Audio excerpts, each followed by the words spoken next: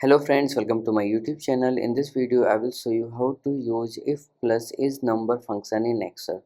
So if you are Microsoft Excel user and you want to learn if plus is number function, this video will show you how to do it.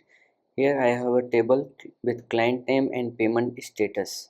Okay, in between you will see a pending and on hold options, okay, or entries. So this means that payment is not paid. So how to use this table to find out whether payment is paid or not? Okay, so here I am going to find out. So for this we will use if plus is number function. So what you have to do, you have to just click equals if, then here you have to type is number. Okay, then you have to choose this payment status cell. Okay, close, then comma.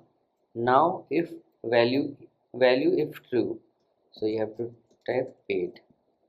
This means that if this cell has a number, then payment is paid. Okay, and if this cell is not, this cell has not number or okay, so this cell has text, so payment is not paid.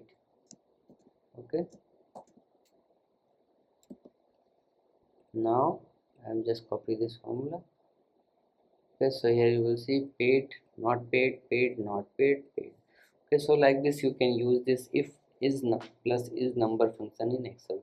So if you like this video, please like my video and also subscribe my channel for more videos like this. Thanks for watching.